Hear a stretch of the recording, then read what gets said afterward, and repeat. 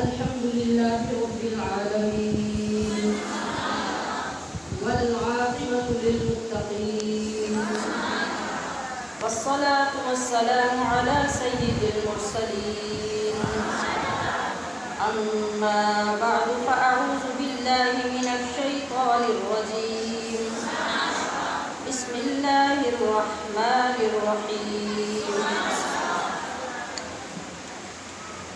ولنبلونكم بشيء من الخوف والجوع ونقص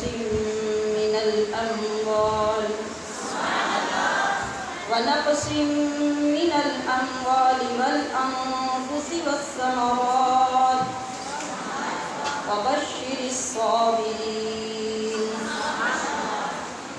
الذين إذا أصابتهم مصيبة قالوا إنا لله وإنا إليه راجعون صدق الله مولانا العظيم وبلغنا رسوله النبي الكريم الأمين رب اشرح لي صدري ويسر لي أمري واحلل عقدة من لساني يفقهوا قولي سبحانك لا علم لنا إلا ما علمتنا إنك أنت العليم الحكيم إن الله وملائكته يصلون على النبي يا أيها الذين آمنوا صلوا عليه وسلموا تسلیما.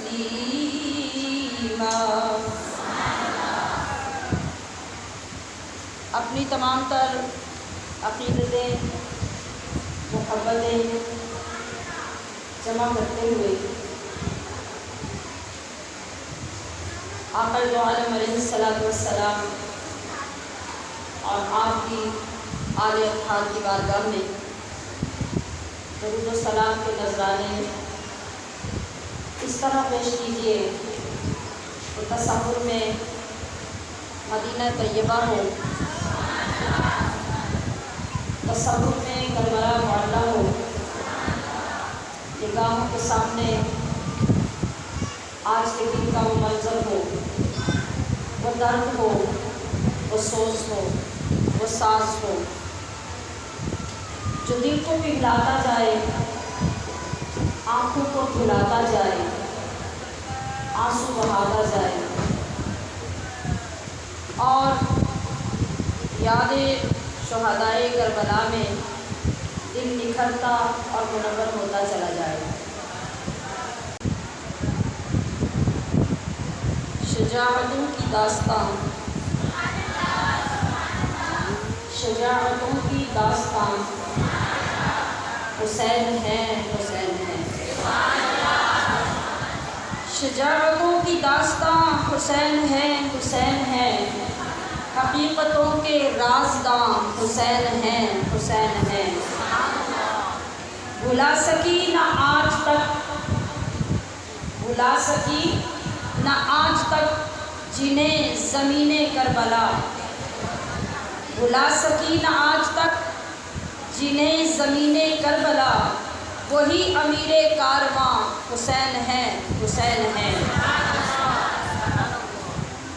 ملا ثبات دین کو، یعنی قرار ملا، ٹھہراؤ ملا، قیام ملا، کس سے؟ ملا ثبات دین کو امام ہی کے خون سے، ملا ثبات دین کو امام ہی کے خون سے، شہادتوں کا ایک جہاں حسین ہے، حسین ہے۔ فرات کے لبوں پہ بھی، یعنی بندے تو بندے ہیں، غلام تو غلام ہیں، امتی تو امتی ہیں، عاشق تو عاشق ہیں۔ یہاں منظر کیا ہے کہ فرات کے لبوں پہ بھی انہی کی ہیں حکایتیں، دہن دہن زباں زباں حسین ہیں، حسین ہیں۔ یزیدیت تو ریگزار کربلا میں دب گئی، یزید اور یزیدیت تو اسی دن مغلوب ہو گئی۔ نیچے کے صحن میں بیٹھے ہوئے لوگ ادھر توجہ فرمائیں، جو لوگ ادھر سے آئیں گے آپ کے سامنے ہی تشریف لے آئیں گے۔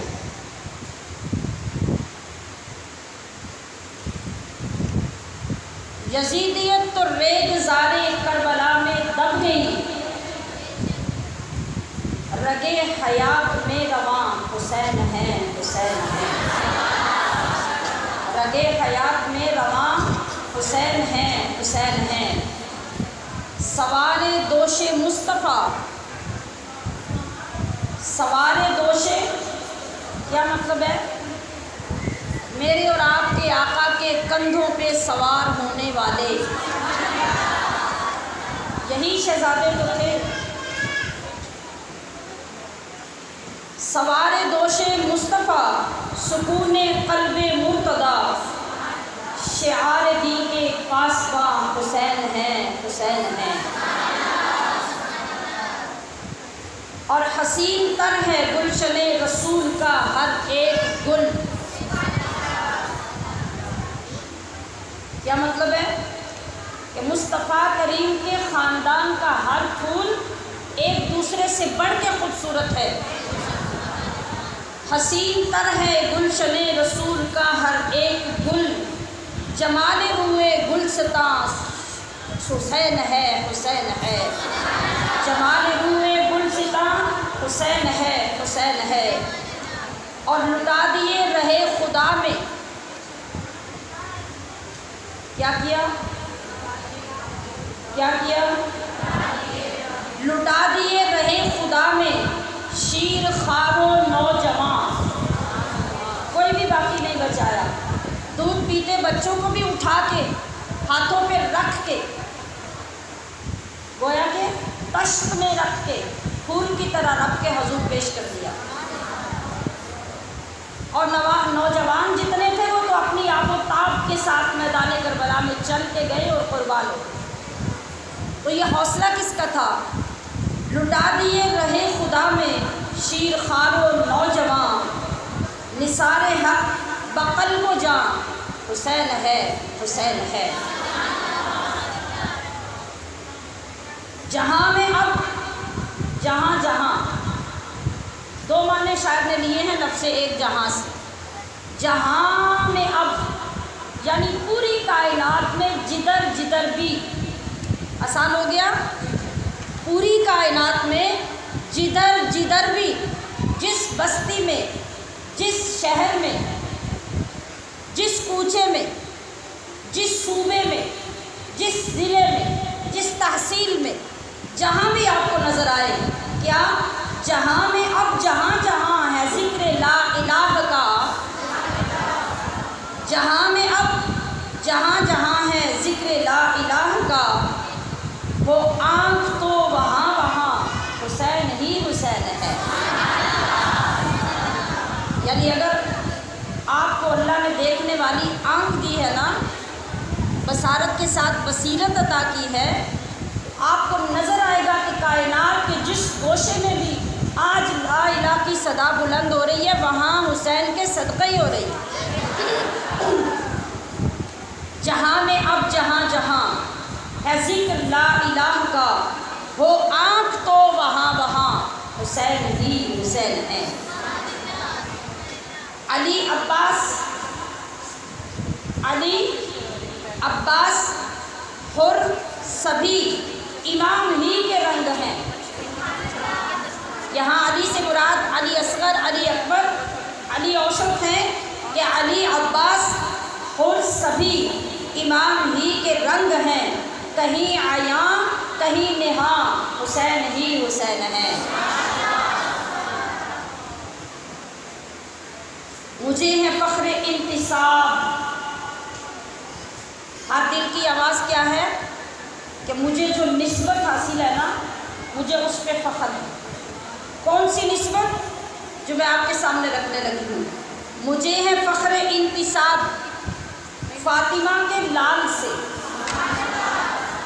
جو مجھے، آپ کو، ان کو جو سب کو نسبت حاصل ہے، سیدنا امام حسین سے، اس پہ مجھے فخر ہے، اور صرف مجھے ہی نہیں، آپ کیا دیکھیں گے کائنات میں ایک جلوہ نظر آئے گا آپ کو، مجھے ہے فخر، مجھے ہے فخر انتساب فاطمہ کے لال سے، زمین ہوں میں تو آسماں حسین ہی حسین ہے۔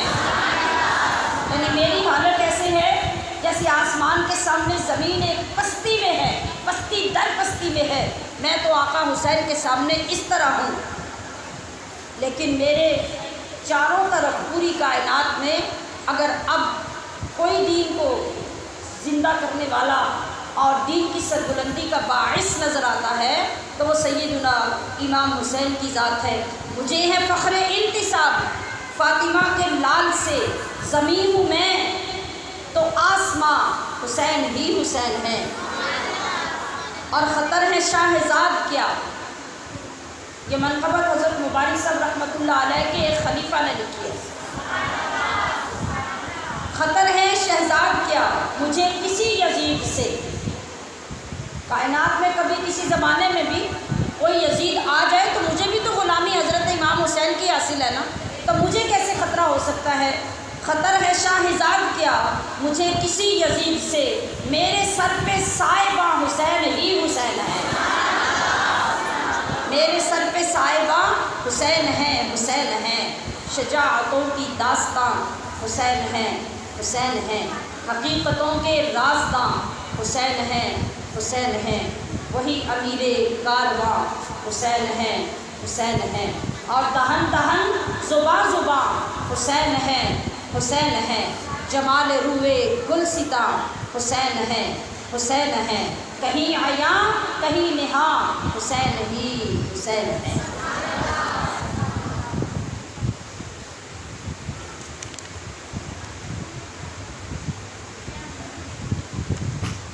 عزیزان محترم،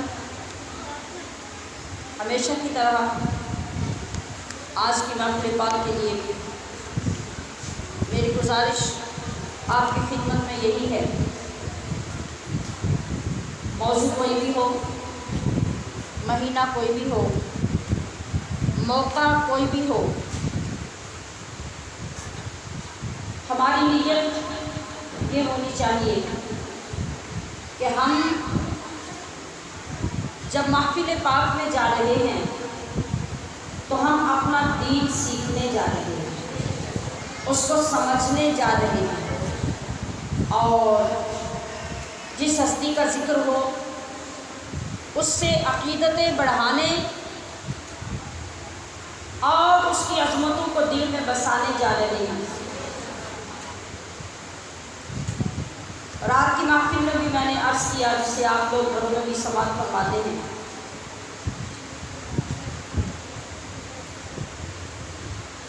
کہ قرآن ہو، سنت مصطفیٰ ہو، شریعت مطہرہ کا کوئی حکم ہو، آقا علیہ السلام کے خانوادہ میں سے کوئی ذات مقدس ہو، اولیاء اعظام کی جماعت میں سے کوئی شخصیت ہو، جب بھی ہم اس کو سنیں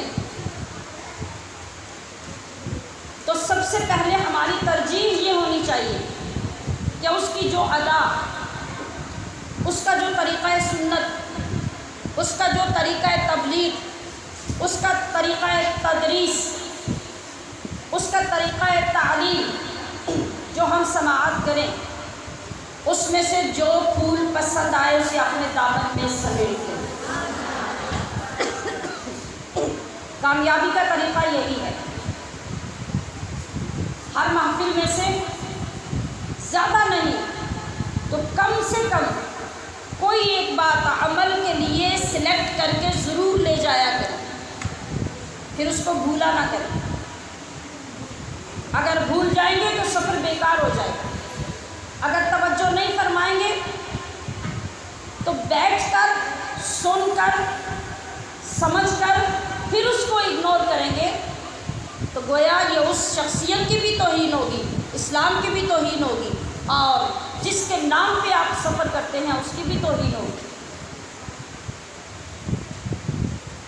ہر دن کی، ہر شخصیت کی، ہر موضوع کی قدر کرنا کرنا یہ ہماری سب سے پہلی ذمہ داری ہے، اور پھر اس میں آ کر اس میں سے عمل کے لیے کوئی چیز حاصل کر لینا، پھر اس کے بعد ہمارے اوپر واجب ہو جانا چاہیے کہ ہم اس رب کے حضور شکر گزار ہوں کہ یا اللہ جو زندگی ضائع ہو رہی تھی اسے تو نے ضائع ہونے سے بچا دیا۔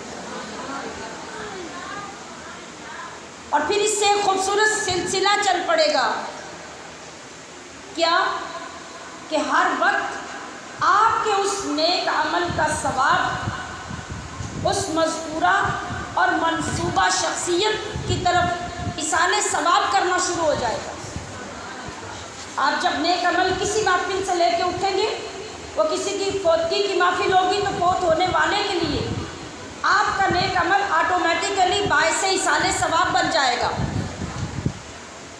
اگر آقا علیہ السلام کے میلاد پاک کی محفل ہوگی تو آپ کی سنت پہ عمل کا عہد آقا علیہ السلام کی بارگاہ میں آپ کو منظور نظر بناتا جائے گا، اور حسنین کریمین یا سیدہ فاطمہ الزہرا سلام اللہ علیہا ہوں یا خانوادہ رسول کی کوئی بھی ہستی ہو، جب آپ ان کا ذکر پاک سن کے ان کی کسی خوبصورت ادا کو اپنی عادتوں میں شامل کر لیں گے تو آپ کی بجا آوری کا ثواب چلتے پھرتے ان کی بارگاہوں میں پہنچتا رہے گا۔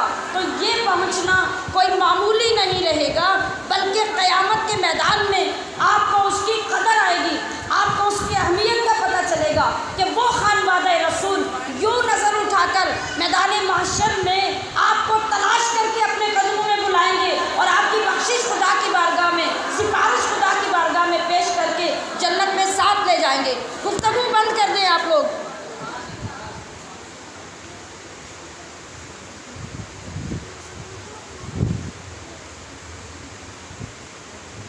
عزیزات محتشم، یہ کتنے بڑے نصیب کی بات ہے، کتنے بڑے کرم کی بات ہے کہ عین ان لمحات میں، جن لمحات میں میدان کربلا میں خون کی ندیاں جاری ہیں، جن لمحات میں اہل بیت رسول ایک ایک کر کے اپنے رب کے حضور اپنے خون کے نذرانے پیش کر رہے ہیں، اپنے جسم کا ایک ایک عضو رب کے حضور دین اسلام کی سربلندی کے لیے پیش کر رہے ہیں، ان لمحات میں اللہ پاک ان کی یاد کا موقع ہمیں نصیب کر دیتا ہے۔ جتنے پرانے لوگ تشریف لانے والے ہیں ذرا گنتی کریے، کتنے سالوں کا عرصہ گزر گیا جو عین یہ لمحات اللہ پاک ہمارے اوپر وارد فرماتا ہے اور ہمیں ان میں حاضری کی توفیق دیتا ہے۔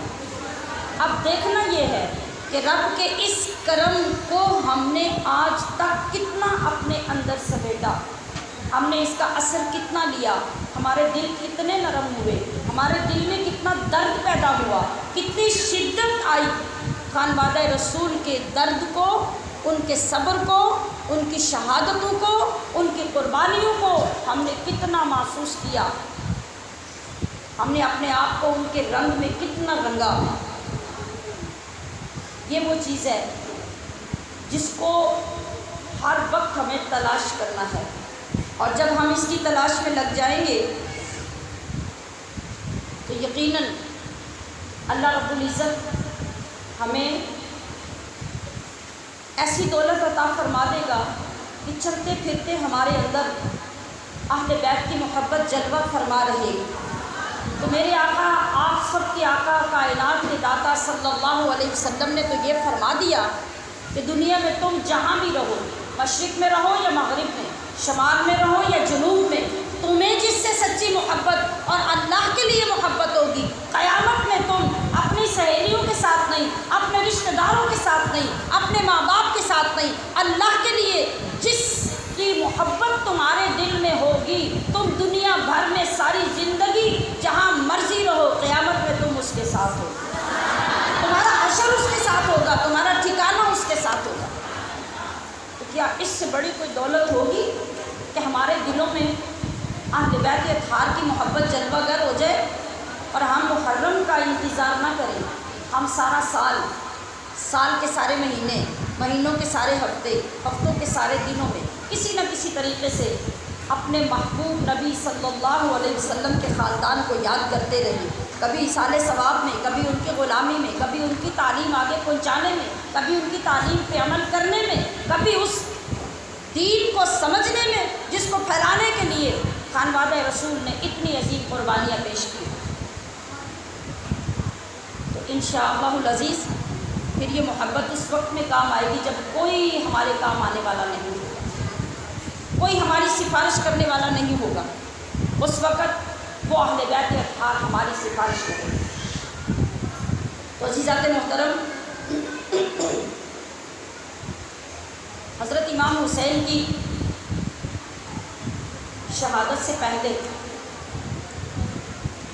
جتنے واقعات، جتنے اسباب، جتنے معاملات ہوتے رہے، ان کا اختتام 10 محرم کو آ کر ہوا، اور پھر اس کے بعد اللہ پاک نے وہ انتظامات فرمائے کہ قیامت تک کوئی اس ذکر کو کم نہیں کر سکے گا۔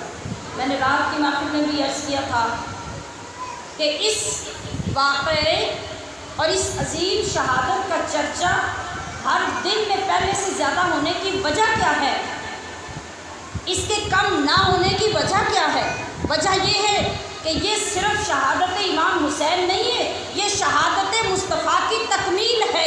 تو رب ذوالجلال نے اپنے محبوب سے وعدہ فرما رکھا ہے، وَرَفَعْنَا لَكَ ذِكْرَكَ، اور وہ بلندی ذکر بھی کس شان سے ہے کہ کسی جگہ پہ جا کے ٹھہر نہیں جائے گی، کوئی مقام آخری نہیں آئے گا، بلکہ وَلَلْآخِرَةُ خَيْرٌ لَكَ مِنَ الْأُولَىٰ، پچھلی گھڑی سے اگلی گھڑی پہلے سے زیادہ عظمتیں لے کر، پہلے سے زیادہ رفعتیں لے کر، پہلے سے زیادہ بلندیاں لے کر آئے گی۔ تو یہی وجہ ہے کہ چونکہ شہادت امام حسین کے پردے میں شہادت مصطفیٰ کی تکمیل ہے، لہٰذا قیامت تک اس کے چرچے بھی بڑھتے جائیں گے، اس کی شان بھی بڑھتی جائے گی، اس کی فضیلت بھی بڑھتی جائے گی، اس ذکر کو کوئی کم نہیں کر سکے گا۔ ہاں، خوش نصیب وہ ہوگا جو اپنا حصہ اس میں سے وصول کر لے گا۔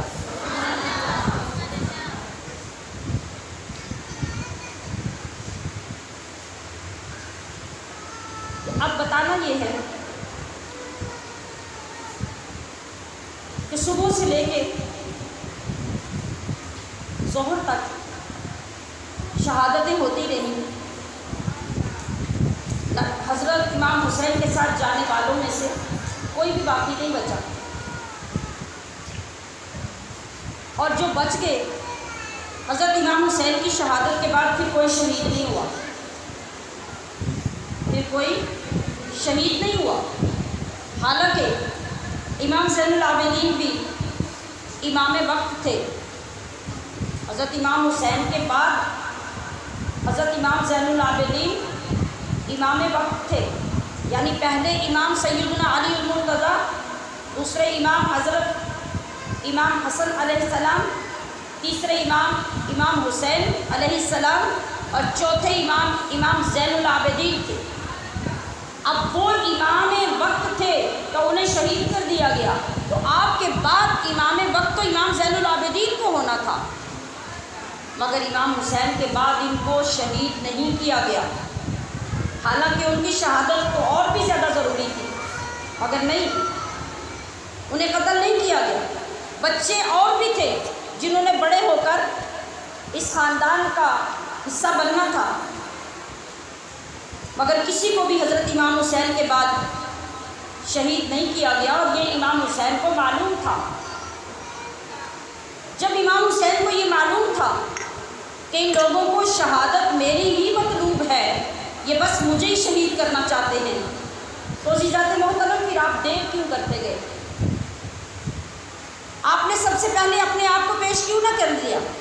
آپ سارا خاندان بچا لیتے، صحابہ اکرام کو بچا لیتے، تابعین کو بچا لیتے، اپنی اولادوں کو، اپنے بھتیجوں کو، اپنے بھانجوں کو، اپنے بھائیوں کو بچا لیتے، اپنا سر پہلے پیش کر دیتے، بات ختم ہو جاتی، مگر آپ نے ایسا نہیں کیا۔ یہ شان آل رسول ہے، یہ کسی پلید و یزید کی سمجھ میں آنے والی بات نہیں ہے۔ جن مکہ والوں نے آقا علیہ الصلوۃ والسلام پر پتھر برسائے، شبی ابی طالب میں محصور کر دیا۔ 13 سال تک آپ اور آپ کے ساتھیوں نے ان کے ظلم و ستم برداشت کیے، اور جب 8 سالہ مدنی زندگی گزارنے کے بعد کائنات کے والی مکہ فتح کرتے ہیں تو جتنے ظلم ہوئے تھے، جتنی تکلیفیں اور اذیتیں برداشت کی تھی، ان سب کو بھلا کر آج جب مکہ فتح کیا تو بجائے اس کے کہ سب کو قتل کروا دیتے، بجائے اس کے کہ سب کو سزائیں دیتے، آپ نے ارشاد فرمایا انتم الطلقاء، جاؤ میں نے سب کو معاف کر دیا، آج تم سب آزاد ہو۔ اور وہ کعبہ جس کے اندر صحابہ اکرام کو، آقا علیہ السلام کو، آپ کے غلاموں کو نماز تک پڑھنے کی اجازت نہیں دی جاتی تھی، آج جب مکہ فتح کیا تو کعبے کی کنجی اپنے ہاتھ میں لی، اور لینے کے بعد سب کو دکھانے کے بعد نہ صرف یہ کہ وہ کنجی واپس پلٹا دی، بلکہ قیامت تک اسی شخص کی اولاد میں کعبے کی کنجی رہنے کی خوشخبری بھی عطا فرما دی۔ یہ وہ احسان تھا کائنات کے والی کا، محمد الرسول اللہ کا، کہ نہ صرف یہ کہ ظلم کرنے والوں کو، کعبے کو تالے لگانے والوں کو کعبے کی کنجیاں واپس کر دی، بلکہ احسان کی حد تو یہ ہے کہ فرمایا قیامت تک تمہاری اولاد کے سوا کسی کے پاس کعبے کی کنجی نہیں جائے گی۔ وہ در مصطفیٰ تھا، اور یہ در شہید کربلا ہے، بلکہ دراصل یہ بھی در نبی ہی ہے۔ نبی علیہ السلام نے لوگوں کو دوزخ سے بچانے کے لیے اپنی رحمت للعالمین کا جلوہ دکھایا، تو نواسا بھی یہاں وہی روش اپنائے ہوئے نظر آ رہا ہے۔ اسی لیے حضرت امام حسین نے بار بار ان لوگوں کو سمجھانے کی کوشش کی، خطبہ ارشاد فرمایا، اہل بیت کی عزت، عظمت اور ان کے حق یزیدیوں کو یاد دلائے کہ اہل بیت کے پاک خون سے اپنی تلواروں کی پیاس مت بجھاؤ، مگر وہ خبیث اور زندیق ٹولہ کلاب الدنیا اور کلاب النار ہی بننا چاہتے تھے۔ اسی لیے نبی کے نواسے نے اپنے دشمنوں کو یہ موقع بھی دیا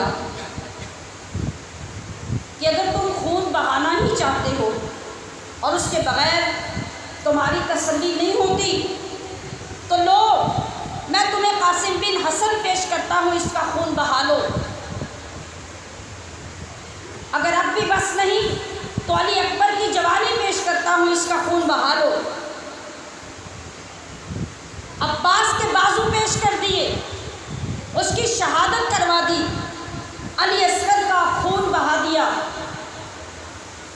یہ سب اس لیے کیا کہ میرے تک پہنچنے میں جلدی مت کرو۔ یہ احسان ہو رہا تھا نانا کی امت پر۔ آپ کو بھی اس احسان کی سمجھ نہیں آئے گی۔ آپ نے فرمایا کہ رحمت عالم کا نواسا ہوں، رحمت تقسیم کر رہا ہوں، بہتری یہ ہے کہ تم یہ رحمت وصول کر لو اور دوزخ سے بچ جاؤ۔ کیوں؟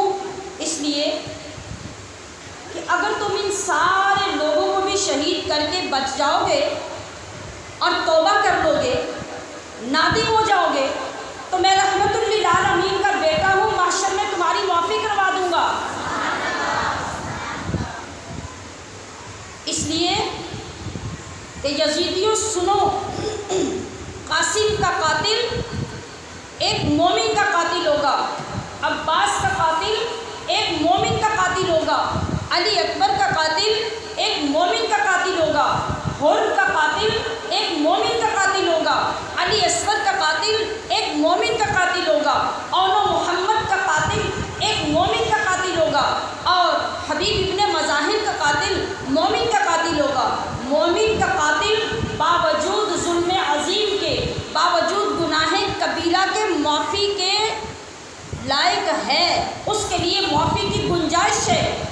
وہ بخشا جا سکتا ہے۔ لوگوں مجھے مارنے کی جلدی مت کرو، کیوں؟ اس لیے کہ میرا قتل قتل مومن نہیں بلکہ میرا قتل قتل دین بن جائے گا، اور میں تمہیں اس سے بچانا چاہتا ہوں۔ ان سب کو قتل کر لو گے تو مومنوں کو قتل کرو گے، اور اگر حسین کو قتل کر دیا تو تم دین کو قتل کر دو گے۔ تو آخر دم تک متبادل پیش کرتے رہے۔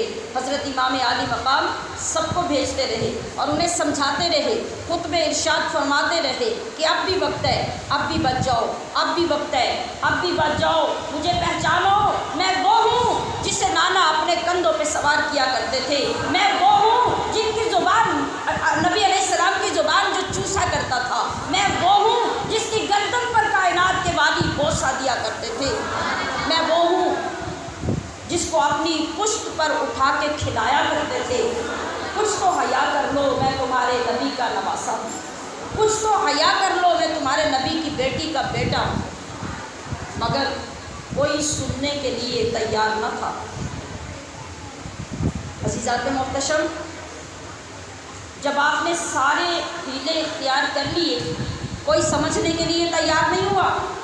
جب آپ کو یہ محسوس ہونے لگا کہ ختم اللہ علی قلوبہم وعلی سمعہم کا مظاہرہ سامنے آنے لگا ہے، زمین و آسمان کی پکار بھی بے اثر نظر آنے لگی ہے، تو عرض کیا، نانا جان، میں نے ساری حجتیں پوری کر لی، میں نے اتمام حجت کر دیا،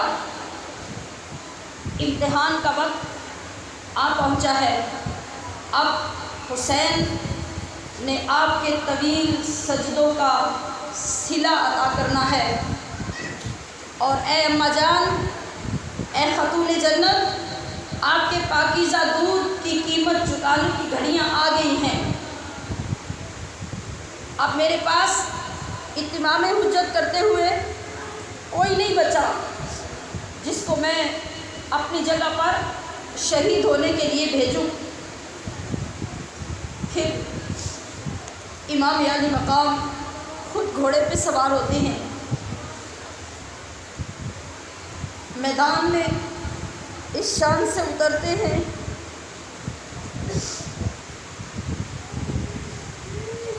کہ گھوڑے کو بھی فخر ہے کہ ریحانۃ الرسول، یعنی رسول کا پھول جس کو میرے آقا سونگھا کرتے تھے، وہ مجھ پہ سوار ہے۔ اور شاہ کربلا کو ناز ہے کہ میرا گھوڑا بھی وفادار ہے۔ گھوڑے کو ایڑ لگائی، یزیدی لشکر کے سامنے آتے ہی لاشوں کے ڈھیر لگا دیے۔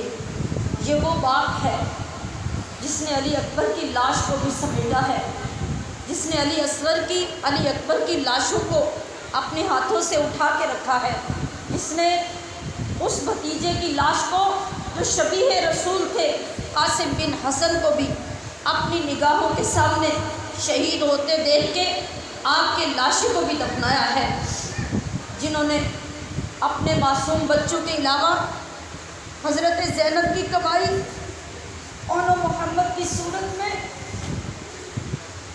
اپنے ہاتھوں سے اٹھا کے بہن کے سامنے پیش کی ہے۔ اتنا کچھ دیکھنے کے بعد، اتنا کچھ برداشت کرنے کے بعد، یہ حسین جن کی عمر کوئی 30-35 سال نہیں، 57 سال عمر ہو چکی ہے، آپ اس شان سے لشکر یزیدی کے سامنے آتے ہیں کہ دیکھتے دیکھتے لاشوں کے ڈھیر لگ جاتے ہیں۔ بھوکا پیاسا حسین کھاتے پیتوں کو کاٹتا جا رہا ہے۔ سوچئے، ذرا تصور کیجئے، عمر کیا ہے، دن کون سا ہے، صبح سے لے کے اب تک کتنی لاشوں کو اٹھا اٹھا کے دفنا چکے ہیں۔ 7 محرم سے تو پانی بند ہے اور 8 ذی الحج کا سفر شروع ہے، اب تک کیا حال ہوگا؟ مگر قربان جائیں، یوں لگتا تھا کہ صرف تلوار ہی امام کے ہاتھ میں نہیں ہے، جو تلوار چل رہی ہے تو یزیدی کٹ رہے ہیں، بلکہ یوں لگ رہا تھا کہ آسمان کی تمام بجلیاں اس تلوار کے اندر سما گئی ہوں۔ ایسا لگ اپنی جگہ چھوڑ کر تلوار کی دھار میں جذب ہو گئے ہوں۔ ایسا لگتا تھا کہ آدم کا ہاتھ دعا کے لیے اٹھ گیا ہو، ایسا لگتا تھا کہ نوح کی کشتی اپنی نجات کا رخ آج کربلا معلیٰ کی طرف کر چکی ہو، ایسا لگتا تھا کہ آج یزیدی اس طرح تباہ ہونے والے ہیں جس طرح فرعون کا لشکر دریائے نیل میں رب نے غرق کیا تھا۔ اور صرف یہی نہیں بلکہ ایسا لگ رہا تھا کہ جیسے آج یہ منظر دیکھنے کے لیے کعبے کا رخ بھی اپنے کعبے کی طرف ہو گیا ہو، جیسے جامد کعبہ متحرک کعبے کو دیکھ رہا ہو، محبتوں اور عقیدتوں کا کعبہ یزیدیوں کے مقابلے میں تلوار چلا رہا ہو۔ ایسا لگ رہا تھا کہ حسین کے جسم کے ساتھ بازو حسین کا نہیں، یہ بازو حیدر کرار کا ہو۔ ایسا لگ رہا ہو کہ فاطمہ الزہرا کا دودھ حسین کی رگوں میں نیا خون بن گیا ہو۔ تمام جنات کا ساتھ آپ کے ساتھ تھا جو داد شجاعت دے رہے تھے، اور ان کی دعاؤں میں فرشتوں کی آمین کی آوازیں آ رہی تھی۔ ایسا لگ رہا تھا کہ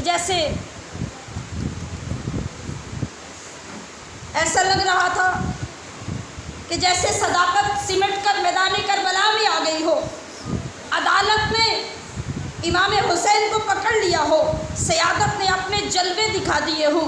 تنہا حسین میں یوں لگ رہا تھا کہ آج جرأت موسیٰ بھی نظر آ رہی ہے، استقامت ابراہیم بھی نظر آ رہی ہے، آج ارادہ اسماعیل بھی نظر آ رہا ہے۔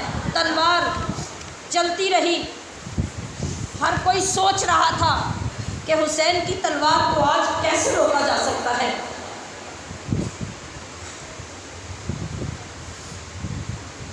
تلوار حسین تو رکنے کا نام نہیں لے رہی تھی۔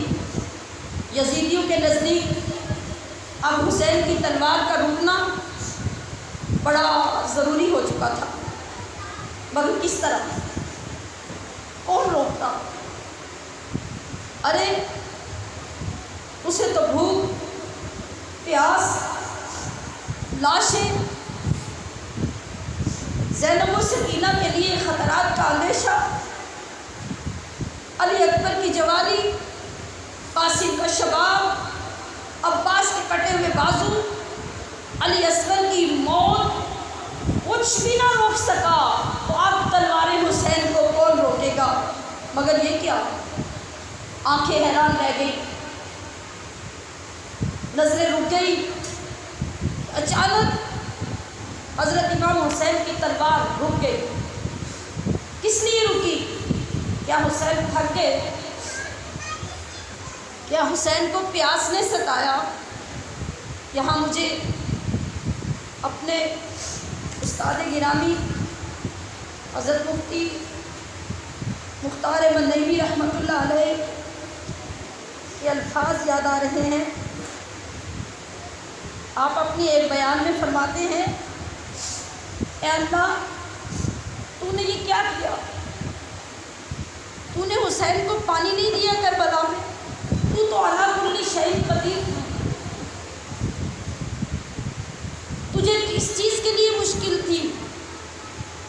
تجھے کس نے روکا؟ کس وجہ سے تو نے امام حسین کو، اپنے محبوب نبی کے نواسے کو کربلا میں پانی کا گھونٹ تک نہیں دیا؟ اے اللہ تیری شان تو علی کل شیء قدیر ہے۔ آپ فرماتے ہیں کہ یا اللہ تیری شان تو یہ ہے، تو سخت پہاڑوں میں سے چشمے جاری کر دیتا ہے جہاں سے پانی کا نکلنا ممکن ہی نہیں ہوتا، تو کیا وجہ ہے کہ اہل بیت نبوت کے لیے کربلا کی ریت سے بھی پانی کا چشمہ جاری نہ ہو سکا؟ مٹی اور ریت سے تو پانی فوراً نکل آتا ہے، تو یا اللہ تو نے اپنے نبی کے اہل بیت کے ساتھ کیا کیا؟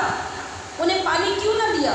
یا اللہ تو وہ ہے کہ ابراہیم علیہ السلام کے بیٹے کے لیے جب ہاجرہ کو پانی کی ضرورت پڑی تو نے اسماعیل کی ایڑیوں سے پانی نکال دیا،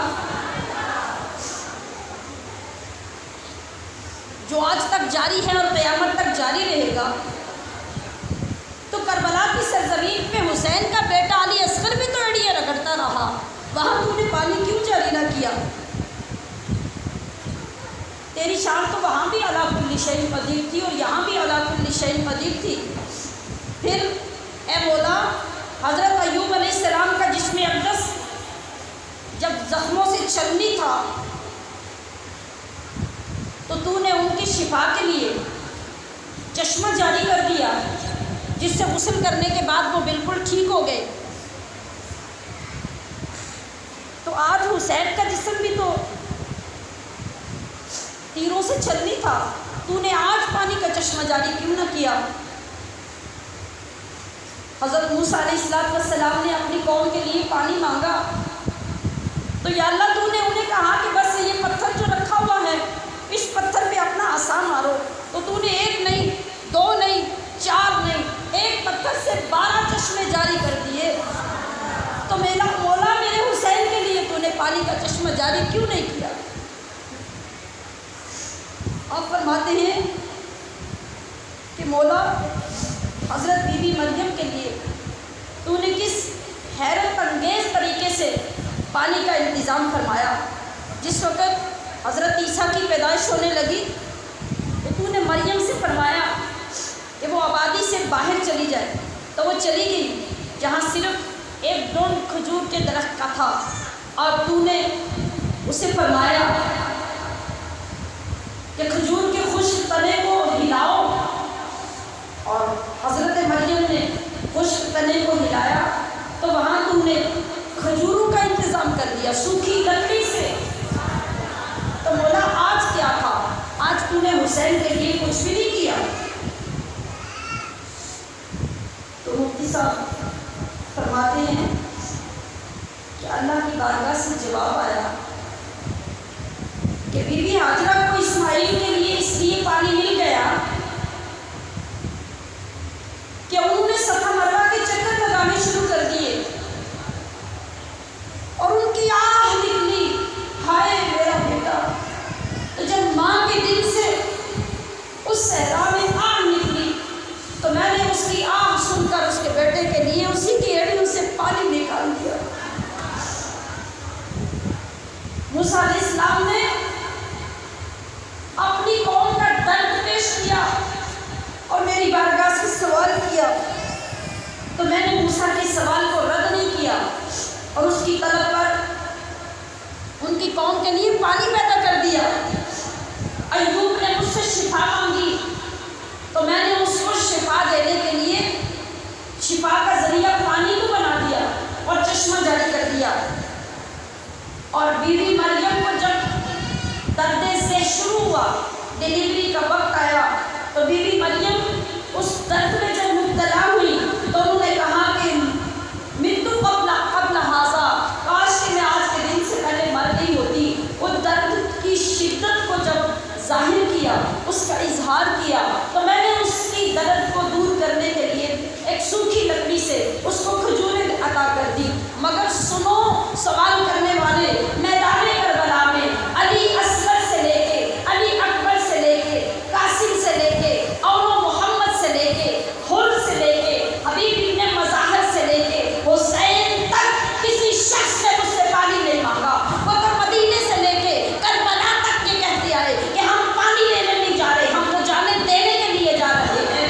تو جب میرے حسین کا نظریہ یہ تھا کہ مجھے اپنے امتحان میں اول پوزیشن حاصل کرنی ہے، تو جب ایک بار بھی میرے محبوب کے نواسے نے پانی مانگا نہیں تو میں نے اس کو اعلیٰ درجے میں پاس کیا، اس لیے اس کے لیے پانی کا انتظام نہیں کیا۔ نعرہ تکبیر، نعرہ رسالت، نعرہ تحقیق، حسینیت، حسینیت، حسینیت۔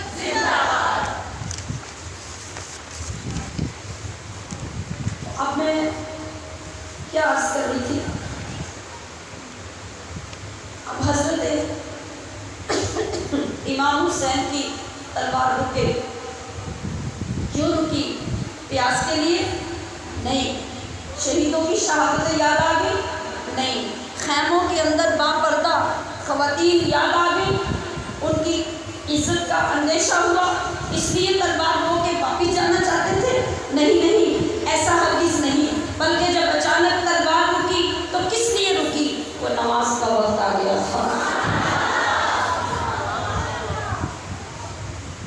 نماز کا وقت آ گیا تھا۔ سوچیے، بار بار سوچیے، وہ لمحات کیا تھے، وہ وقت کیا تھا، اور جس میں ناظرین کا حال کیا تھا، مگر اس کے باوجود وقت کا بھی احساس تھا، نماز کا بھی فکر تھا، نماز کا خیال بھی تھا، نماز کے وقت کا اندازہ بھی تھا۔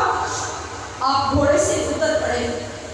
فاطمہ کا شعر یزیدیوں کے 20,000 کرتوں میں گر گیا، جس پہ ناظرین زخموں سے چور چور اپنے ہی لہو سے وضو کرتے ہوئے نماز ادا کرنی جب شروع کی تو یزیدیوں نے سوچا کہ اگر یہ نماز پڑھ کر شیر خدا کا شیر بھی اٹھ کھڑا ہوا تو پھر کسی سے سنبھالنا مشکل ہو جائے گا، لہٰذا آپ اسے اٹھنے کی مہلت مت دو، اس سے بہتر اور کوئی لمحہ نہیں ہوگا۔ لہٰذا آپ سجدے میں گئے، سر مبارک کاٹ دیا گیا۔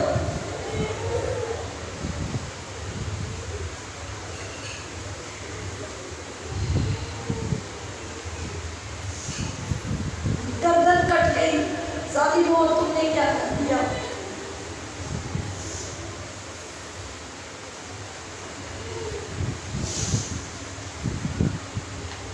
ارے کوئی کعبے کے پتھر کو بھی کاٹ دے، جس کو حجر اسود کہتے ہیں،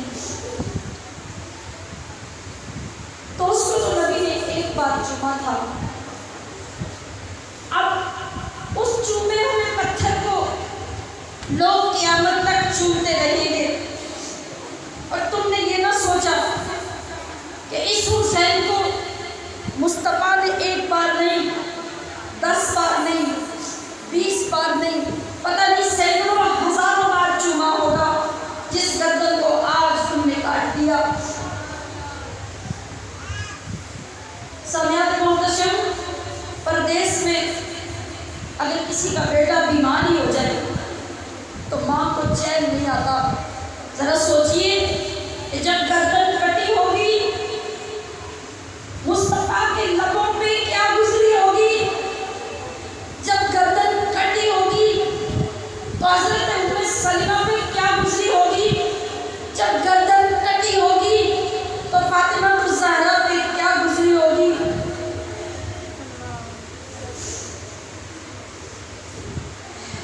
آج کون اس تکلیف کا اندازہ کر سکے گا؟ ہمشیران محترم، مگر عام انسان بھی جب ایک اپنی عام جان پیش کر دیتا ہے رب کے حضور میں، رب کے لیے، اس کے دین کے لیے، تو اللہ کا نظام یہ کہتا ہے وَلَا تَقُولُوا لِمَنْ يُقْتَلُ فِي سَبِيلِ اللَّهِ أَمْوَاتٌ، جو لوگ اللہ کی راہ میں قتل کر دیے جاتے ہیں ان کو مردہ مت کہو، بل احیاء، بلکہ وہ تو زندہ ہوتے ہیں، وَلَٰكِن لَا تَشْعُرُونَ، مگر تم ان کی زندگی کو نہیں سمجھ سکتے۔ اب سامعین محتشم، انہوں نے اپنی پیاس کو بجھا لی، زمین کربلا کو تو امام حسین کے خون سے رنگین کر دیا، مگر آپ سمجھتے ہیں کہ حضرت امام علی مقام رضی اللہ تعالی عنہ آپ جو شہید ہو جاتے ہیں، آج تک دنیا کے بادشاہوں سے لڑائیاں ہوئی، بڑی بڑی فوجیں آپس میں برسر پیکار ہوئی، بڑے بڑے ظالم ایک دوسرے کے ساتھ ٹکرائے، لیکن خدا کی قسم پوری کائنات میں کسی کے قتل ہو جانے کے بعد اس کی لاش کی یہ بے حرمتی نہیں کی گئی جو سیدنا امام حسین کی گئی۔ جب کوئی مر جاتا ہے، کوئی قتل ہو جاتا ہے تو بس قتل ہو جاتا ہے، اب تو خطرہ ختم ہو جاتا ہے، لیکن ان یزیدیوں نے کیا کیا؟ حضرت کہ جسم کے لباس تک کو اتار دیا۔ سامعات محتشم ذرا سوچئے، آپ کی آنکھوں کے سامنے اگر آپ کے بیٹے کا ایکسیڈنٹ ہو جائے اور ایک ٹانگ کے اوپر سے گاڑی گزر جائے تو آپ بے ہوش ہو کے وہاں گر جاتی ہیں، آپ سے وہ بھی برداشت نہیں ہوتا۔ خدا کی قسم، آمنہ کے نام حضرت علی کے دل بند حضرت امام حسین نواسۂ رسول صلی اللہ علیہ وسلم کا صرف سر جدا نہیں کیا گیا، پھر صرف گردن نہیں کاٹی گئی، پہلے تو نہ جانے کتنے تیروں کے نشان تھے، کتنی تلواروں کے زخم تھے۔ جب آپ کا سر اتار لیا گیا تو پھر آپ کی لاش مبارک پر گھوڑے دوڑائے گئے، آپ کے جسم سے کپڑے اتار لیے گئے، آپ کا امامہ اٹھا لیا گیا، آپ کا سامان جمع کر لیا گیا، اور جو کچھ آپ کی لاش کے ساتھ کیا گیا، خدا کی قسم کوئی آنکھ دیکھ نہیں سکتی، کوئی کان سن نہیں سکتا، کوئی دل برداشت نہیں کر سکتا، مگر قربان جائے عظمتیں دینے والے پر، شانیں اور رفعتیں دینے والے پر، کہ جو لوگ اللہ کے دین کے لیے قربان ہو جاتے ہیں، پھر جو شان ان کو ملتی ہے۔ آپ نے دنیا کو بتا دیا، رہتی دنیا تک یہ دکھا دیا کہ اللہ پاک نے تو قرآن مجید میں فرما دیا تھا کہ جو اللہ کے نام پہ قتل ہوتے ہیں وہ کبھی مرتے نہیں ہیں، تو پھر آپ کے سر مبارک کو پھر چھوڑا نہیں گیا، بلکہ جتنے بھی شہدائے کربلا تھے ان سب کے سروں کو اتار کر نیزوں کے اوپر چڑھایا گیا، اور جھنڈوں کی طرح اس قافلے کے اندر ان کے سروں کو اوپر کیا گیا، اور اس طریقے سے وہ قافلہ ہر جگہ سے گزرتا تھا، اور لوگ دیکھتے تھے کہ یہ کن لوگوں کو قتل کیا گیا۔ جہاں سے لوگ پوچھتے تو وہ بدبخت ان کو بتاتے ہیں کہ یہ ایک باغی گروہ تھا، ان کو ہم نے قتل کیا۔ جب حضرت امام عالی مقام اس سر کو نیزے پہ اٹھا کر انہوں نے یہ سمجھ لیا کہ اب ہم نے جو کرنا تھا، جو انتہا کرنی تھی وہ کر لی، ہم غالب آ گئے، ہم کامیاب ہو گئے، ہم جیت گئے، اور وہ لوگ اس قافلے کو شہر میں داخل کرنے سے پہلے شہر کو باقاعدہ ڈیکوریٹ کر رہے تھے، سجایا جا رہا تھا، ڈھول باجوں کے انتظام کیے جا رہے تھے کہ ہم اپنی فتح کا جشن منائیں گے۔ مگر قربان جائے، رب تو رب ہے، جب وہ شان عطا کرتا ہے اور جب وہ عظمتیں عطا کرتا ہے، اور اللہ فرماتا ہے کہ میں جس کو عزت، عظمت اور شان عطا کرنا چاہوں، پوری دنیا مل کر اس کی شان کم کرنا چاہے تو نہیں کر سکتی، اور جب میں کسی کو شان نہ دینا چاہوں تو پوری دنیا مل کر اس کو شان دلانا چاہے تو اس کو شان نہیں دے سکتی۔ اب حضرت امام عالی مقام کی شان دیکھیے کہ سر کو نیزے پر ٹانگا اور سب سے اوپر آپ کے سر مبارک کو رکھا، تو پھر اللہ نے ثابت کر دیا کہ ظالموں تم دیکھ لو، جس سر کو تم نے بدن سے کاٹ کر نیچے کیا، میں نے تم سب سے اس سر کو اونچا کر دیا۔ اور پھر اس اونچائی کا ثبوت حضرت امام حسین نے اس تلاوت کا حق ادا کر کے کر دیا، اور دنیا کو بتا دیا کہ جو اللہ کی راہ میں شہید ہوتے ہیں وہ کبھی مرتے نہیں ہیں۔ آپ کا سر مبارک جب گزر رہا تھا تو ایک مکان کے پاس سے جب قافلہ گزرا، اوپر بالا خانے کی ایک کھڑکی کھلی تھی، وہاں سے آواز آئی کہ وہاں کوئی قاری قرآن قرآن مجید کے اندر تلاوت کر رہا تھا، وہ کہہ رہا تھا ام حسبت ان اصحاب الکہف والرقیم کانوا من آیاتنا عجبا۔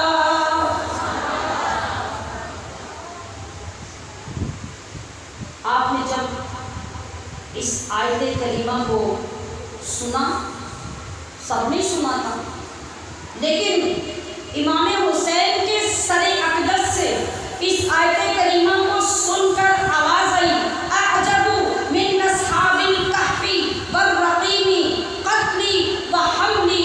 اے قرآن پڑھنے والے، تو اصحاب کہف کے قصے کو پڑھ کر یہ سنا رہا ہے کہ ان کا قصہ بڑا عجیب و غریب ہے، لیکن سن کہ اصحاب کہف سے بھی جو زیادہ قصہ عجیب و غریب ہے وہ میرا قتل اور میرے سر کا اٹھایا جانا ہے۔ یہ اوپنلی آواز آئی، کہاں سے؟ وہ جو امام حسین کا کٹا ہوا سر تھا اور وہ نیزے پہ ٹانگا گیا تھا، اس سر مبارک سے یہ آواز آئی، اس طرح جیسے عام زندہ بولنے والا بولتا ہے۔ پھر اسی طرح سے آپ کی زندگی اور آپ کی نگہبانی اور آپ کی سالاری کا ثبوت دوسرے مقام پہ یہ ملا کہ جب قافلہ ایسے ہی چل رہا تھا تو چلتے چلتے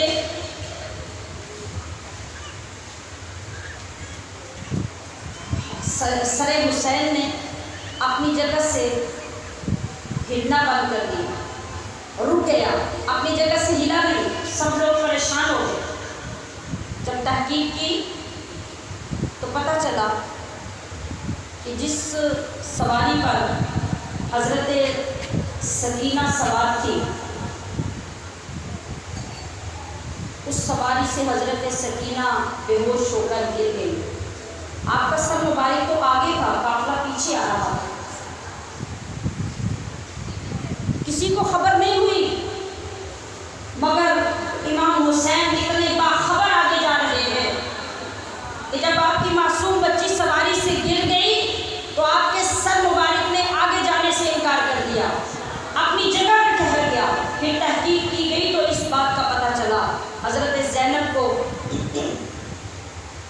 حضرت حسین کی وصیت یاد آئی، چھلانگ لگا کے پیچھے دوڑی اور دیکھا کہ قافلہ آگے آ چکا تھا۔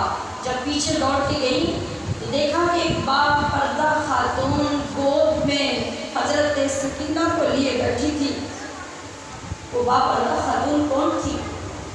وہ سیدہ خاتون جنت اپنی اولاد کو سنبھالنے کے لیے وہاں پہنچی۔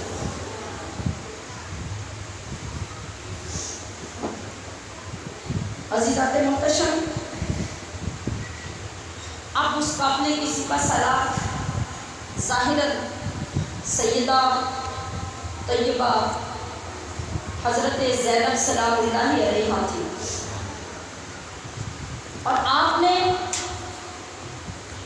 اس قربانی کے بعد آگے جو قربانیاں دی، ساری کربلا کی قربانیاں ایک طرف اور حضرت سیدہ زینب کی قربانیاں ایک طرف۔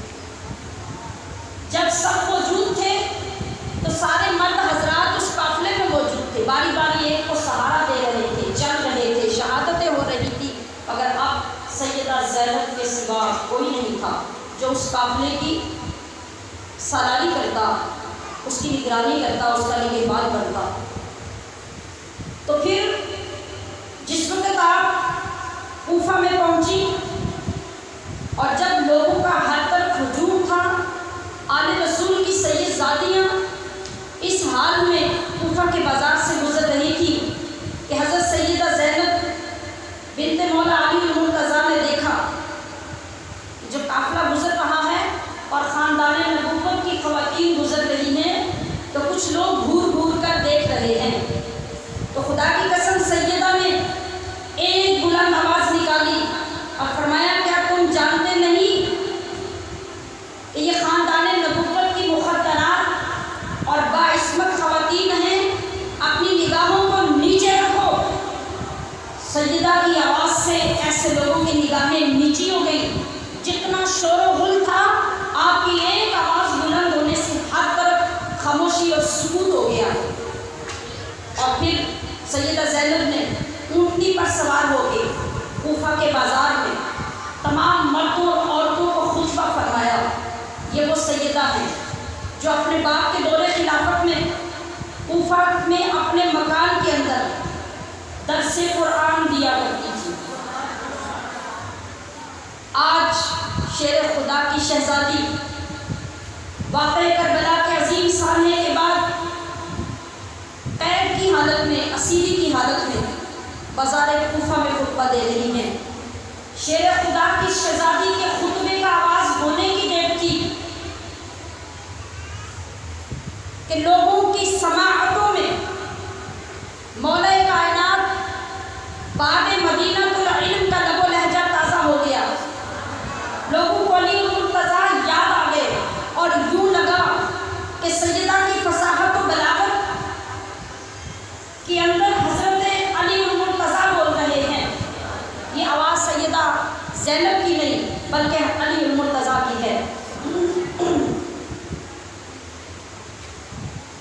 جب آپ کا خطبہ سننے کے بعد لوگوں کی غیرت جاگی اور رونے لگے تو آپ نے فرمایا اے کوفے والوں، اے عہد شکنوں، اے اپنی زبان سے پھر جانے والوں، اپنے الفاظ بھول جانے والوں، اب تم رو رہے ہو،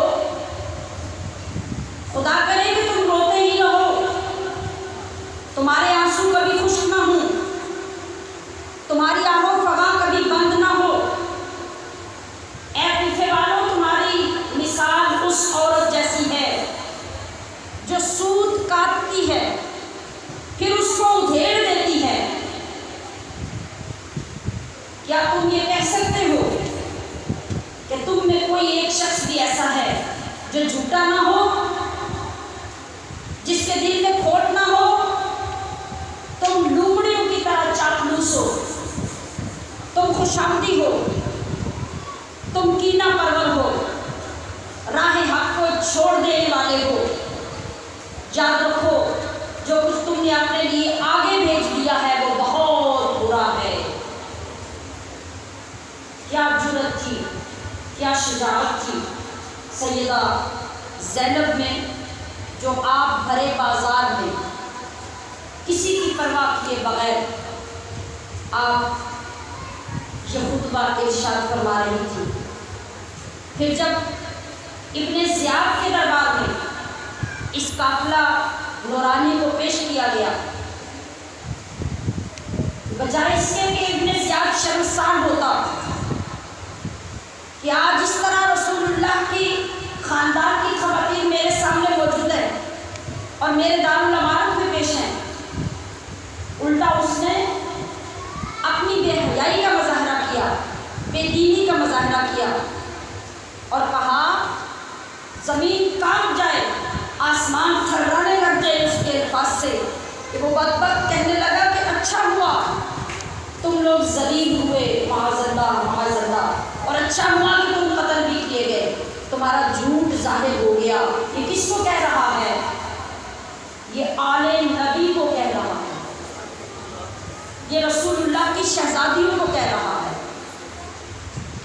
پھر فوراً وہاں پر بھی سیدہ زینب نے ابن زیاد کو جواب دیتے ہوئے فرمایا کہ تمام خوبیاں اس اللہ کے لیے ہیں، اس اللہ کا شکر ہے جس نے ہم کو اپنے نبی کے ذریعے عزت اور شرف عطا فرمایا، ہمیں ہر قسم کی ناپاکیوں سے بچایا۔ ہاں البتہ ذلیل، رسوا، فاسق انسان ہوتا ہے اور جھوٹ بھی فاجر آدمی ہوتا ہے۔ خدا کا شکر ہے ہم وہ نہیں ہیں بلکہ ہمارا غیر ایسا ہو سکتا ہے۔ یہاں پر بھی حضرت سیدہ زینب کے یہ الفاظ بجلی بن کر گر رہے تھے اور پورے دربار میں ایسے خاموشی چھا گئی تھی کہ لوگوں کی سانسیں لینے کی بھی آوازیں ایک دوسرے کو آ رہی تھی۔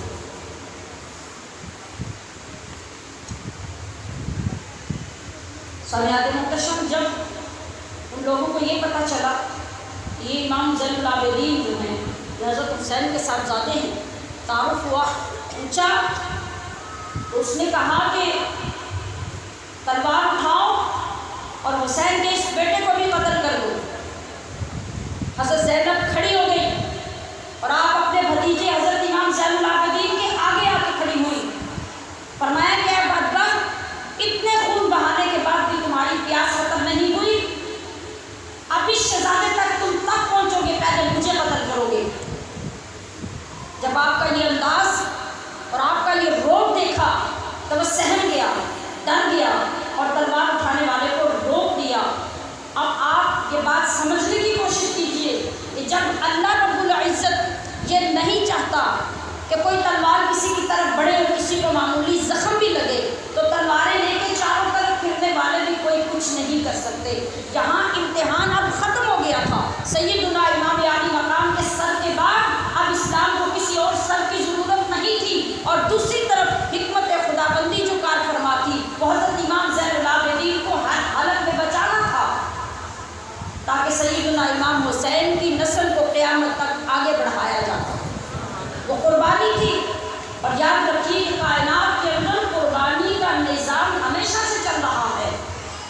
جب آپ دیکھتے ہیں کائنات کے نظام کو دیکھیں تو آپ کو فوری بات سمجھ آ جائے گی کہ ہر ادنا ہر اعلیٰ پر قربان ہوتا ہے تو نظام کائنات چل رہا ہے۔ تو نظام دین کو چلانے کے لیے بھی ایک مرتبہ اس کی ضرورت تھی، اور آج بھی غلامان حسین اپنی جانیں جب بھی دین پہ مشکل وقت آتا ہے تو پیش کر کے دین کو سربلند کر دیتے ہیں۔ یاد رکھیے، جب آپ یہ سنتے ہیں کہ قتل حسین اصل میں مرگ یزید ہے، اسلام زندہ ہوتا ہے ہر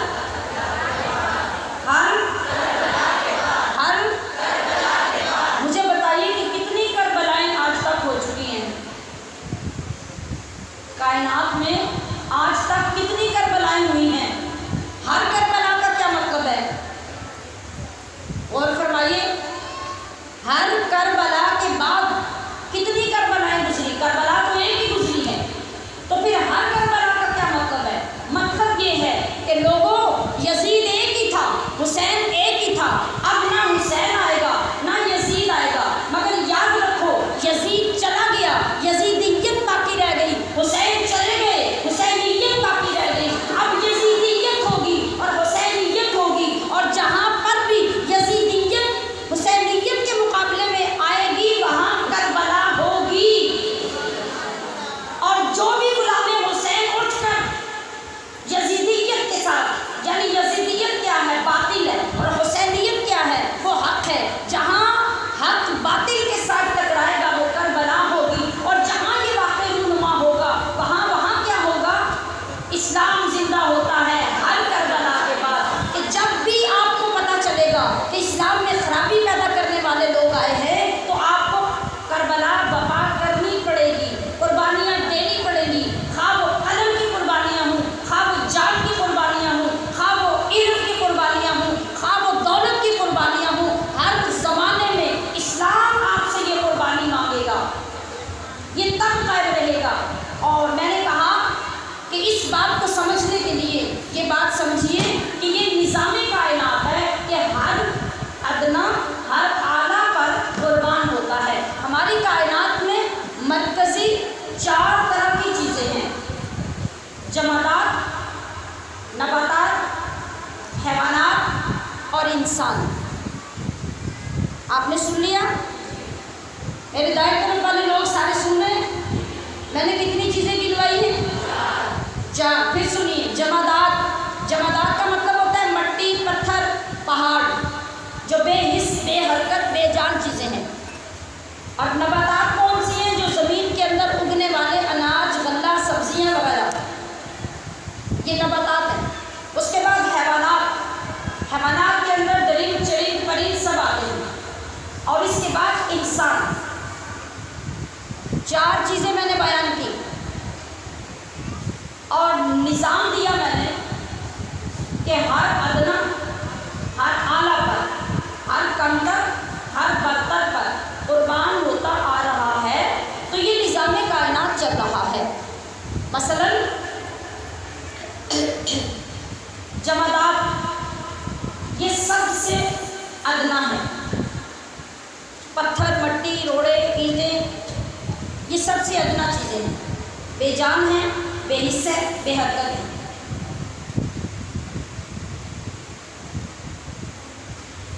اب اس سے اوپر درجہ ہے نباتات کا، غلہ، اناج، درخت، پودے، فصلیں۔ آپ بتائیے کہ جس وقت آپ غلہ لینا چاہتے ہیں، اناج لینا چاہتے ہیں، تو کیا کرتے ہیں؟ زمین کے سینے پہ ہل چلاتے ہیں۔ توجہ، زمین کے سینے پر زمین کو زخمی کر دیتے ہیں، چیر پھاڑ دیتے ہیں۔ کیوں؟ اب جب وہ چیر پھاڑ دی گئی، زمین کا سینہ چھلنی کر دیا گیا، تو اس کے اندر آپ نے دانے ڈالے۔ دانے ڈالنے کے بعد پھر ان زخموں کے اندر آپ نے دانے ڈالے، زخموں کے اندر دانے ڈالے، تکلیف کو محسوس کریں۔ یہ زمین قربانی دے رہی ہے، یہ جمادات قربانی دے رہے ہیں، کس کے لیے؟ اپنے سے اوپر والے کے لیے، ان سے اوپر والے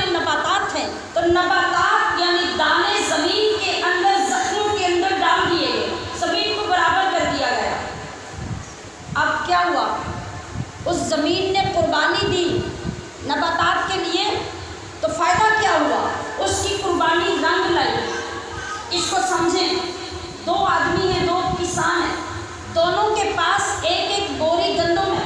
توجہ میری طرف ذرا جذبے سے. ایک کسان نے اپنے بھری ہوئی بوری کو گھر میں چھپا لیا، سنبھال لیا. اس کی دو صورتیں ہیں، یا وہ اس کو کھا لے گا یا اس کو ہمیشہ محفوظ کر دے گا.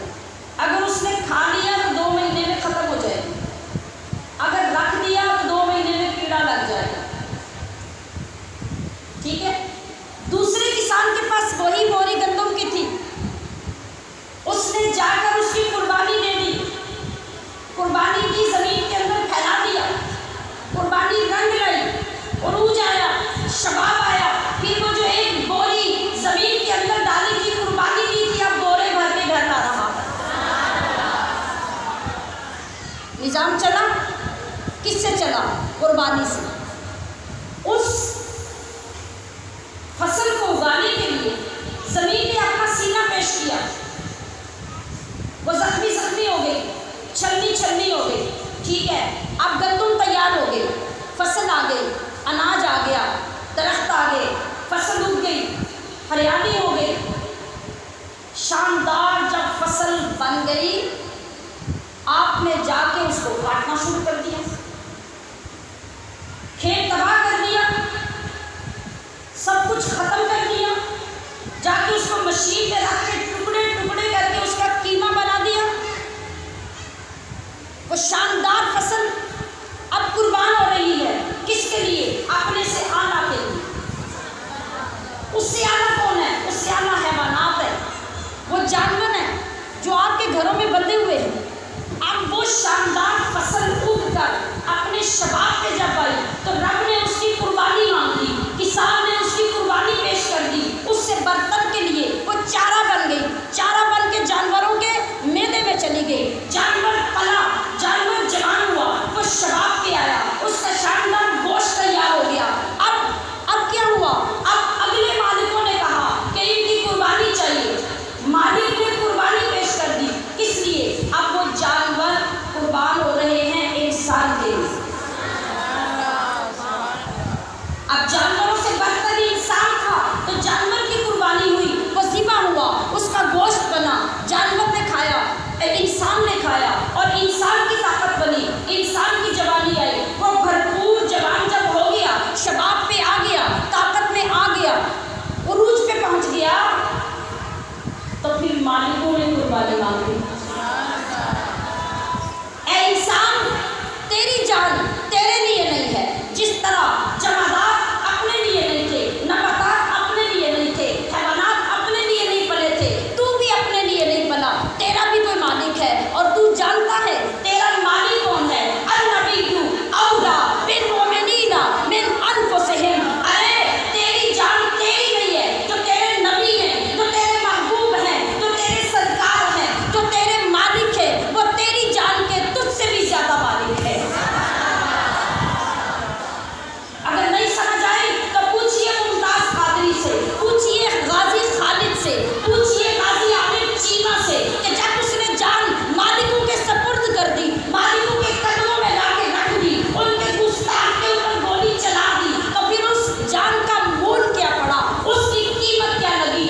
اگر ابھی آج آپ کو تمام باتوں کا پتہ نہیں چلا نا، یہ آج کی باتیں ہیں. جب باتیں گزر جاتی ہیں، وقت گزرتا ہے، تو پھر زمانے کی سطح پہ پرانی باتیں آتی ہیں، کتابوں میں آتی ہیں، چلتے چلتے واقعات ہمارے تک پہنچتے ہیں. ایک زمانہ گزرا جب ایک نبی علیہ الصلوۃ والسلام کا امتی،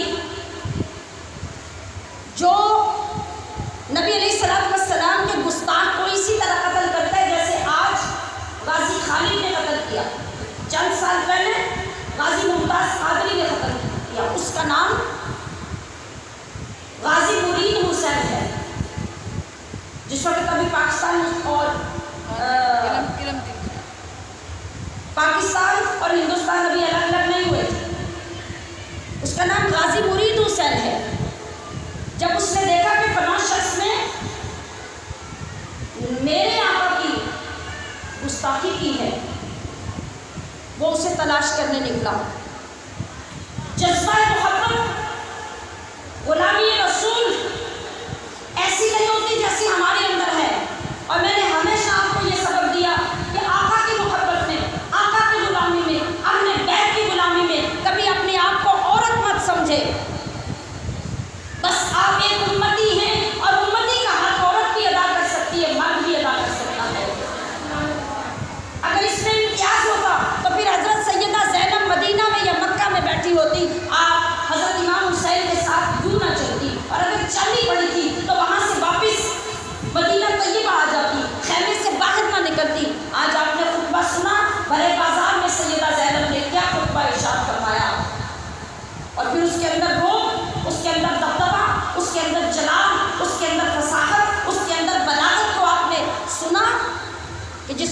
انسان کوئی بھی ہے، وہ مرد ہے یا عورت، جب وہ اللہ کی شان کے لیے، اللہ کے رسول کی شان کے لیے بولتا ہے تو اللہ اس کی آواز کے اندر، اس کے لہجے کے اندر، اس کی شخصیت کے اندر ایسا روب، دبدبہ اور ہیبت ڈال دیتا ہے کہ بڑے بڑے پہلوان بھی پھر خاموش ہو جاتے ہیں۔ تو میں عرض کر رہی تھی کہ گستاخ رسول بھاگ گیا، اور بھاگ کر کہاں گیا؟ ہندوستان چلا گیا۔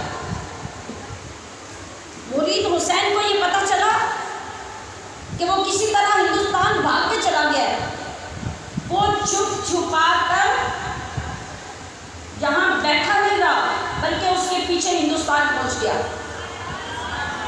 وہاں جا کر اس کو قتل کر دیا۔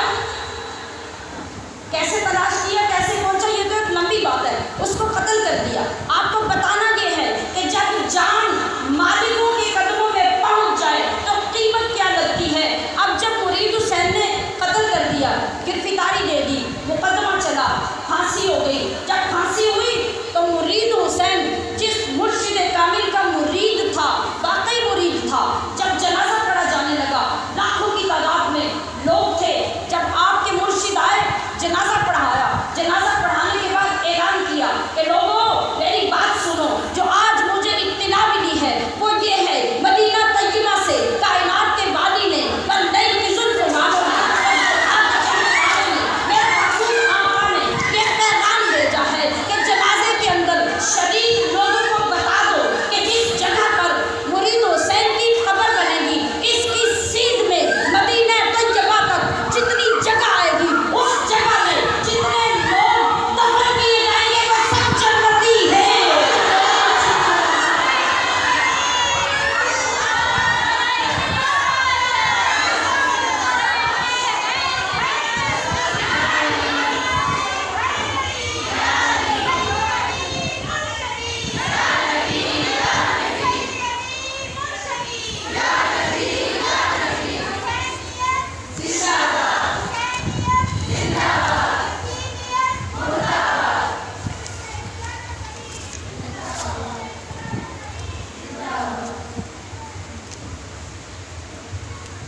تو میری بہنوں، آج ہمارے دور میں عورت کیوں احساس کمتری کا شکار ہے؟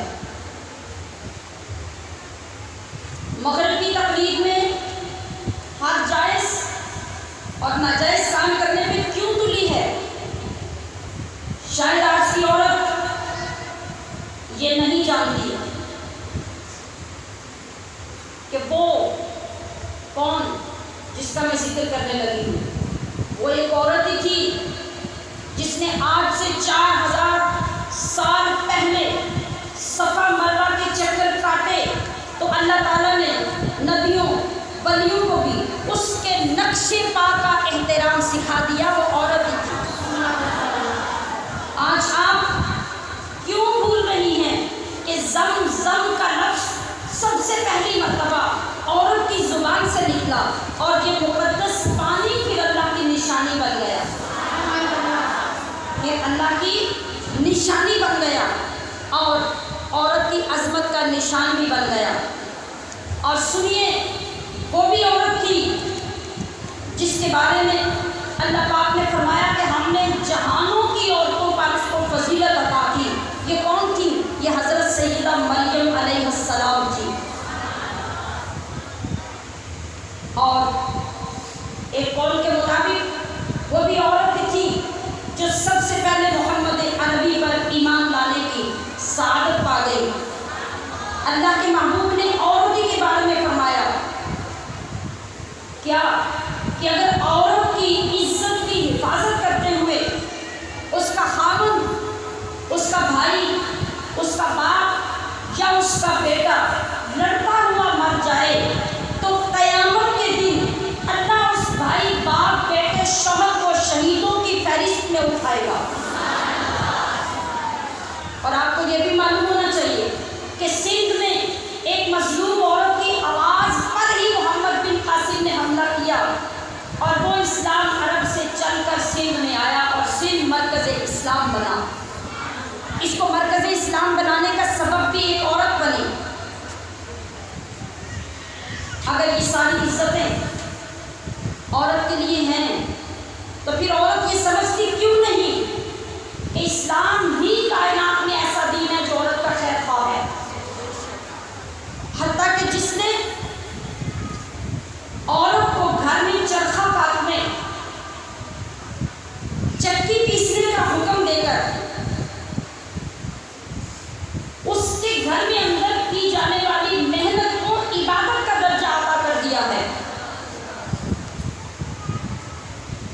آپ سوچئے آج عورت جس طرف چل پڑی ہے، اگر اسی راستے پہ چلتی رہے گی تو نہ کائنات میں اس کی عزت ہوگی اور نہ ہی کسی مرد کی عزت باقی رہ جائے گی.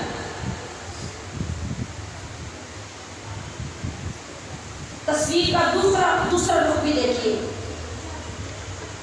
عورت اگر بیٹی ہے تو بیٹی کی وجہ سے خاندان کے اندر، گھر کے اندر اور باپ کے صحن میں جو رونق اترتی ہے، وہ 10 بیٹے بھی ہوں تو اس گھر میں کوئی رونق نہیں ہوتی. یہ شان اسلام نے آپ کو عطا کی ہے، اس لیے کہ اس رب نے بیٹی بھیج کر پیچھے پیغام بھیجا ہے کہ اے بیٹی کے باپ پریشان نہ ہونا کہ بیٹے تیرا سہارا بن رہے ہیں، اور تو بیٹی کا باپ بنا ہے تو میں تیرا سہارا بنا ہے.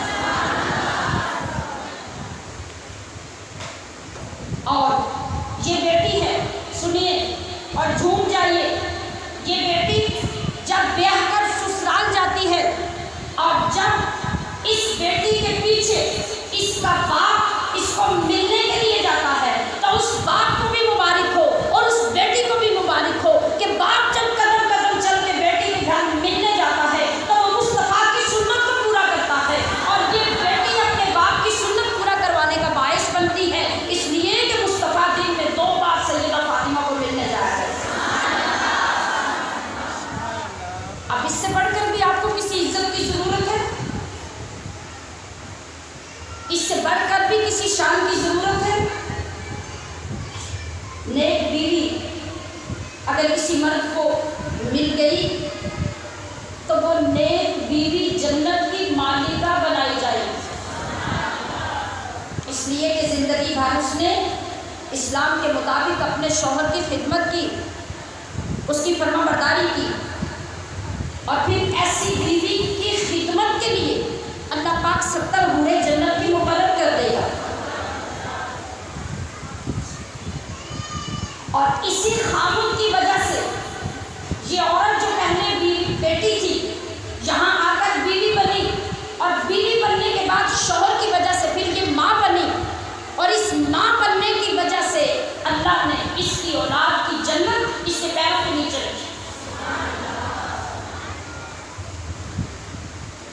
ذرا سوچئے کہ اسلام میں آنے کے بعد، اسلام نصیب ہونے کے بعد ہمیں اور کسی چیز کی حسرت ہونی چاہیے، ہمیں اور کسی چیز کی طلب ہونی چاہیے، ہمارے اندر وہ جذبے ابھر آنے چاہیے. ہمیں دین کے لیے ہر وقت کمر بستہ ہو جانا چاہیے، ہمیں ہر لمحے میں ان لوگوں کو تلاش کرنا چاہیے جن کے دلوں میں ہم اپنے محبوب نبی کی محبت پیدا کر سکیں، جن کو ہم سیدہ فاطمہ الزہرا کا رول ماڈل سکھا سکیں، جن کو ہم سیدہ زینب کی شجاعت اور جرأت سنا سکیں، اور ان کو دین کی طرف موڑ لیں کہ آپ سب کے اوپر قرض ہے، میدان کربلا کا قرض ہے، خطبہ زینب کا قرض ہے، اور سیدہ فاطمہ الزہرا کی چکی پیسنے کا قرض ہے، آپ کا پانی بھر کے لانے کا قرض ہے، اور آپ کا اپنے شوہر کی خدمت کرنے کا قرض ہے کہ جب تک آپ اپنے آپ کو اس میں ڈھالیں گی نہیں، آپ کو ان محافل کا اصل فیض نہیں ملے گا. عزیزات محتشم، اللہ تبارک و تعالیٰ کی بارگاہ میں آئیے دعا کریں کہ رب العزت ہمیں بھی وہ سجدہ عطا کر دیں جس سجدے کی ترغیب ہمیں سیدنا امام حسین نے عطا کی، اور پھر ایسا سجدہ کیا جو آج تک ختم نہیں ہوا. وہ سر قیامت میں اٹھے گا اور ہمارے لیے شفاعت کی دعا کرے گا. آج حیران ہو ہوئیے اس سجدے پر، سمجھنے کی کوشش کیجیے، اپنے دلوں میں اس کا نور اتارنے کی کوشش کیجیے اور دیکھیے کہ وہ سجدہ کیسا تھا اور کس حال میں سجدہ کیا گیا۔ آج جب روٹی پکاتے ہوئے آپ کی نماز قضا ہو جائے، کپڑے دھوتے آپ کی نماز قضا ہو جائے، فرش دھوتے یا بچے کو کھانا کھلاتے دودھ پلاتے آپ کی نماز قضا ہو جائے، ٹیلی فون پہ باتیں کرتے آپ کی نماز قضا ہو جائے، تو خدا کے لیے ایک مرتبہ سیدہ زینب کو اور ایک مرتبہ سیدنا امام حسین کو ضرور یاد کر لیا کیجیے اور اپنے تصور میں یہ لا کے ضرور سوچیے کہ کیسا عابد ہے یہ مقتل کے مصلی پہ کھڑا، کیسا عابد ہے یہ مقتل کے مصلی پہ کھڑا، کیا نمازی ہے کہ بے خوف عدو سجدے میں ہے۔ سجدہ دیتے ہوئے کبھی کبھی سوچا کریں، یہ خیال ضرور لایا کریں، دیکھیے پھر آپ کو سجدے کی لذت کیسی ہوگی۔ اے حسین ابن علی تجھ کو مبارک یہ عروج، اے حسین ابن علی تجھ کو مبارک یہ عروج، آج تو اپنے خدا کے روبرو سجدے میں ہے۔ فرمانے رسول صلی اللہ علیہ وسلم ہے نا کہ پہلا قطرہ شہید کا جب زمین پہ گرتا ہے تو رب کا دیدار اسے ہوتا ہے۔